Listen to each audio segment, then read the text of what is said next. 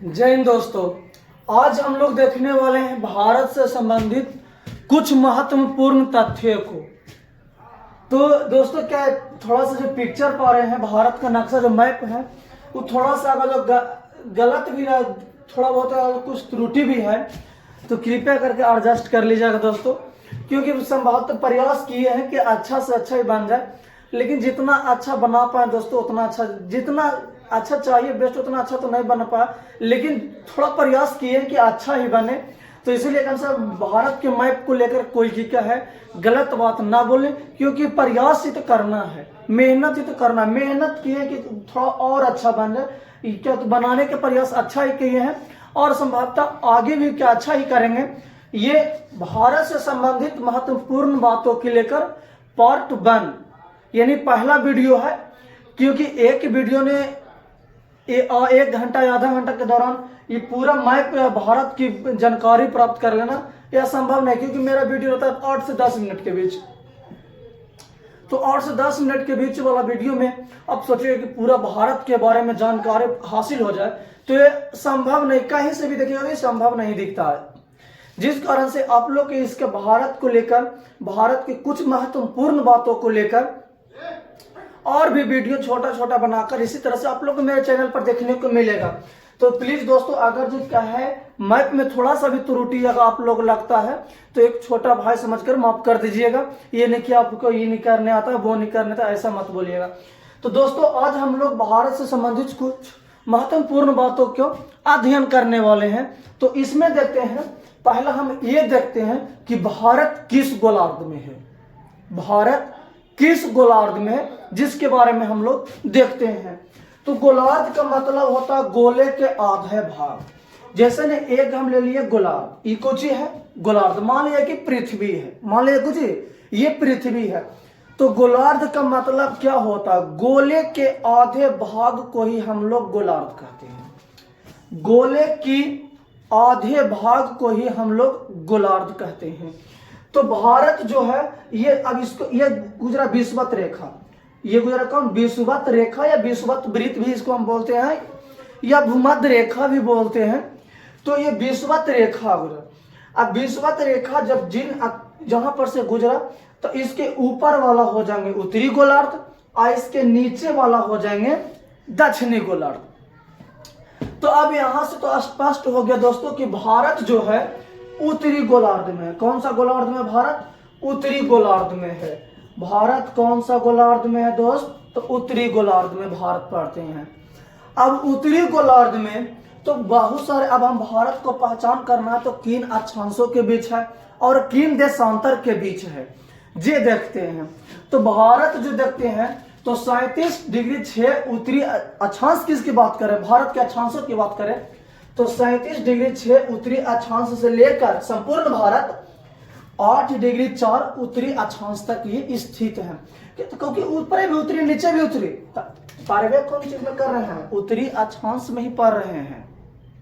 तो दक्षिणी होता, अब ऊपर तो बोले कि उत्तरी, इतना उत्तरी अक्षांश और इतना 8.4 दक्षिणी अक्षांश बोले हमारा, तो कैसे होगा, ये पूर्णतः यहाँ पे है भारत, यहाँ पर इस तरह से भारत। तो यू भी ऊपरे भी उत्तर और नीचे भी उत्तर। तो अक्षांश की बात करेंगे भारत के तो 37°6 उत्तरी अक्षांश और 8.4 उत्तरी अक्षांश के बीच संपूर्ण भारत सम्मिलित है। वही भारत की देशांतर की बात करें कि किन देशांतर के बीच है तो भारत 68°60 पूर्वी देशांतर से लेकर 97°6 पूर्वी देशांतर के बीच स्थित है। ये तो भारत की स्थिति के बारे में देखें कि कितना देशांतर के देशांतर के बीच है और कितना अक्षांशों के बीच में ये भारत स्थित है। अब बात किया जाए दोस्तों कि भारत की, अब थोड़ा सा देखते हैं, क्योंकि हम शुरू में ही बोले कि एक वीडियो में 8-10 मिनट के वीडियो में हम सोचेंगे कि पूरा भारत को वर्णन कर लें, ये कहीं से भी पॉसिबल नहीं है।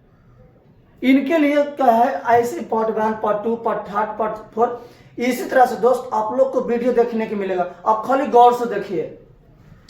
तो ये तो हम भारत की स्थिति के बारे में वर्णन कर लिए कि भारत किन किन अक्षांशों के बीच है और किन किन देशांतर के बीच है। भारत किस गोलार्ध में पड़ता है व गोलार्ध किसे कहते हैं जो। अब देखते हैं कि भारत के जो उत्तर से यानी उत्तर से लेकर दक्षिण तक की जो कुल दूरियां हैं उसको हम बात करते हैं तो 3214 किलोमीटर है दोस्तों। 3214 किलोमीटर भारत की उत्तरी बिंदु से लेकर दक्षिणी बिंदु तक की दूरी है 3214 किलोमीटर। वहीं भारत की हम बात करें पूर्व से लेकर पश्चिम तक की, पूर्व से लेकर पश्चिम तक की हम जो बात करें तो भारत की पूर्व से लेकर पश्चिम तक की कुल दूरी है 2933 किलोमीटर। 2933 किलोमीटर भारत की पूर्व से लेकर पश्चिम तक की कुल लंबाई है। कहा जाता है दोस्त कि भारत की तो कुल लंबाई है, ये भी डिस्टेंस देख लिए कि भारत फैले हुए भी कितना, तो भारत 2900 ऊपर से उत्तर से लेकर दक्षिण तक की दूरी है 3214 किलोमीटर। वहीं पश्चिम पूर्व से पश्चिम तक की दूरी है 2933 किलोमीटर। ये तो भारत के हम डिस्टेंस देख लिए। अब हम बात करते हैं दोस्त कि भारत की क्षेत्रफल कितना है। तो भारत की जो कुल क्षेत्रफल की बात करते हैं तो भारत की क्षेत्रफल है 32,87,263 वर्ग किलोमीटर। 32,87,263 वर्ग किलोमीटर क्षेत्रों में भारत फैले हुए हैं। और इतना क्षेत्रफल रहने के कारण भारत जो है विश्व के क्षेत्रफल के अनुसार, विश्व के क्षेत्रफल के अनुसार 7वें स्थान पर है। विश्व के क्षेत्रफल के अनुसार भारत कौन सा स्थान पर है तो 7वें स्थान पर है, 7वां स्थान पर है दोस्त। वहीं जो बात करें हम दोस्त कि भारत विश्व में क्षेत्रफल के अनुसार कैवा स्थान पर, 7वां स्थान पर। क्षेत्रफल कितना 32,87,263 वर्ग किलोमीटर। वहीं हम बात करें कि तब विश्व में प्रतिशत में आएगा कैवा स्थान पर, तो भारत की जो विश्व में जो प्रतिशत दिखाया जाता है तो 2.42% पर भारत विराजमान है अपना इतना क्षेत्रफल लेकर। अब यहां पर दोस्तों कहते हैं कि भारत की जो आकार है चतुष्फलकोणीय है, चतुष्फलकोणीय भारत की आकार है। यही बात करें तो ये तो डिस्टेंस भी देख लिए दोस्तों, पूर्व पश्चिम उत्तर दक्षिण की भारत के क्षेत्रफल भी देख लिए, भारत विश्व में कैवा स्थान पर है ये भी देख लिए, और कितना प्रतिशत है वो भी देख लिए, कौन सा देशांतर के बीच स्थित है ये भी हम बात कर लिए, और कौन सी अक्षांश के बीच है वो भी बात कर लिए, और कौन सी गोलार्ध में स्थित है वो भी हम बात कर लिए भारत की। अब देखते हैं दोस्त कि भारत की जो सबसे जनसंख्या की दृष्टि में भारत की सबसे बड़ी राज्य कहा है तो सबसे बड़ी राज्य है यूपी, सॉरी गुजरात बोला रहा था दोस्त, यूपी है। कौन सा राज्य है यूपी। और वहीं जनसंख्या की दृष्टि से सबसे छोटा राज्य पूछ दिए था सिक्किम। वहीं जनसंख्या की दृष्टि से सबसे छोटा राज्य पूछ दिए तो सिक्किम। वहीं बात करें कि भारत के सबसे क्षेत्रफल के अनुसार सबसे बड़ा राज्य की बात करें तो यह जिस दोस्तों का है राजस्थान है। क्षेत्रफल के अनुसार भारत की सबसे बड़ा राज्य तो राजस्थान है, जिसके क्षेत्रफल 3,42,239 वर्ग किलोमीटर फैले हैं। राजस्थान 3,42,239 वर्ग किलोमीटर फैले हैं राजस्थान। वहीं बात करें कि क्षेत्रफल के अनुसार ही भारत की सबसे छोटा राज्य कौन सा तो गोवा। क्षेत्रफल के अनुसार भारत का सबसे छोटा राज्य कौन सा है तो गोवा है। इसकी जो क्षेत्रफल है 3702 किलोमीटर, 3702 वर्ग किलोमीटर है। तो कहो कि अपन राज्य के बात कर लो बिहार के, तो बिहार के क्षेत्रफल है 94,163 वर्ग किलोमीटर। 94,163 वर्ग किलोमीटर हमारा बिहार की क्षेत्रफल है, जो 12वां स्थान पर पूरे भारत में आते हैं क्षेत्रफल के अनुसार से। इसके लिए भी बिहार को लेकर भी वीडियो बनाएंगे आप लोगों के दोस्तों सामने। सिर्फ आप लोग खाली सपोर्ट कीजिए और वीडियो के दोस्तों तक शेयर कीजिए। हम खुद चाहते हैं कि आप लोग इस तरह से बताएं कि समझ में आए, लेकिन क्या है शुरुआती दौर है दोस्तों, अच्छा कुछ दिन समय लगेगा। लेकिन आप लोग को इन चीजों के लिए दूसरा इंतजार, खाली आप मेरे चैनल पर डे देख लीजिएगा, ये वीडियो एक ना एक वीडियो चढ़ा रहेगा। आप लोग के एक बार जिस वीडियो को देख लीजिएगा उनसे संभवतः 80 से 90% तक परेशानियां दूर हो जाएगी।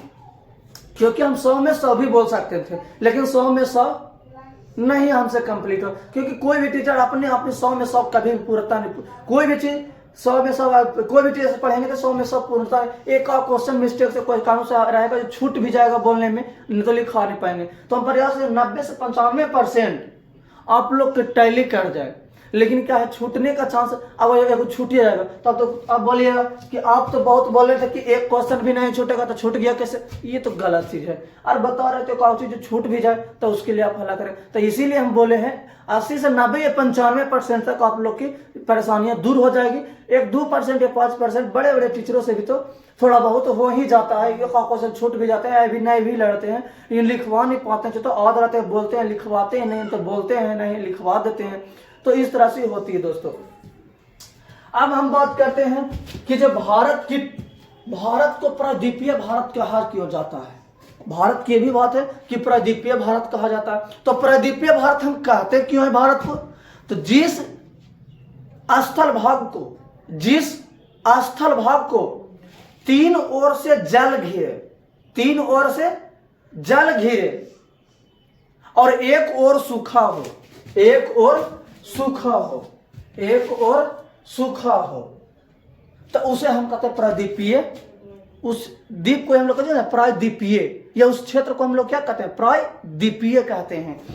तो भारत के तीन ओर से तो जल है भैया, और एक ओर से है सूखा, तो इसीलिए भारत को हम लोग क्या कहेंगे, प्रायद्वीपीय भारत। अब समझ में आ गया आप लोगों को कि भारत को हम प्रायद्वीपीय भारत क्यों कहेंगे जे, बुझाया? क्योंकि जिस द्वीप को या जिस क्षेत्र को तीन ओर से जल घिरे और एक और भाग सूखा हो, उसी को हम लोग कहते हैं प्रायद्वीपीय।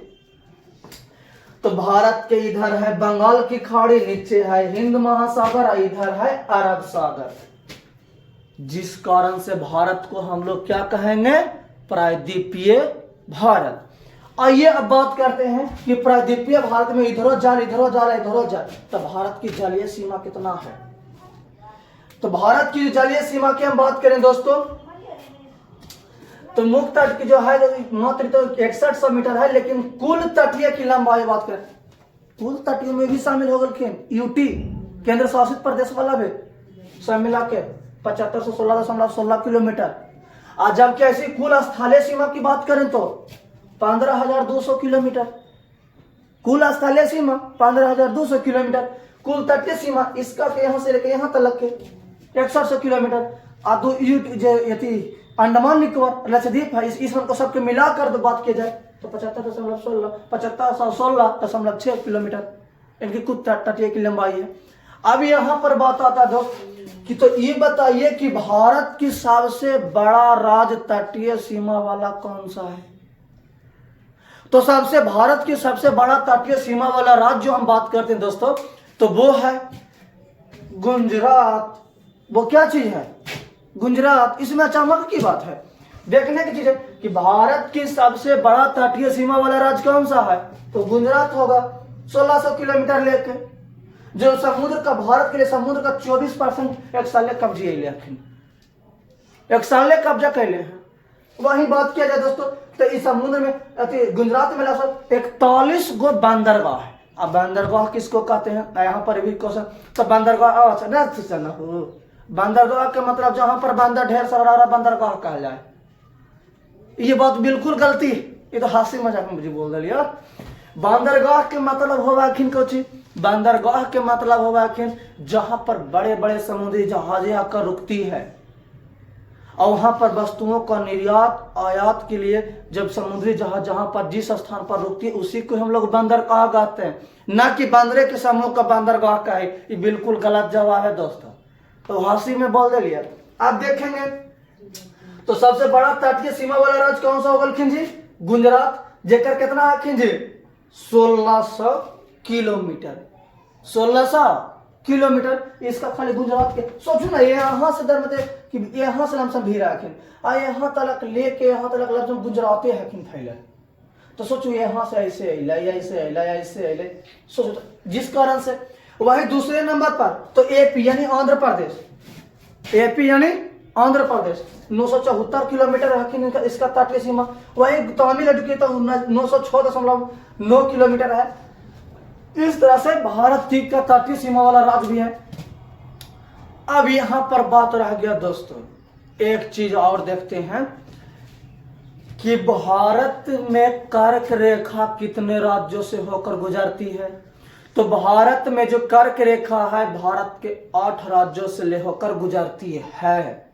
भारत में कर्क रेखा भारत के 8 राज्यों से होकर गुजरती है। ये 8 राज्यों का नाम जो हम लोग देखने वाले हैं, मित्र पर गमछा झार, मित्र पर गमछा झार। अगर जो इस ट्रिक के माध्यम से अगर जो आप 8 राज्यों का नाम लिख देते हैं तो और अच्छी बात है। आप लोग के लिए कमेंट बॉक्स खाली है, उसमें हिम्मत है तो लिख दीजिए, देखेंगे। अगर नहीं लिखा रहेगा तो कल बतला देंगे कि 8 राज्य कौन कौन से हैं। जो इस तरह से भारत की जो थोड़ी सी जानकारी मिल पाया। अब इसके लिए और अगले वीडियो में देखेंगे कि भारत से संबंधित पार्ट 2 में, ये पार्ट 1 था, अगला में देखो जी पार्ट 2 में भारत से संबंधित महत्वपूर्ण तथ्य को। फिर मिलते हैं नेक्स्ट क्लास में। जय हिंद दोस्त।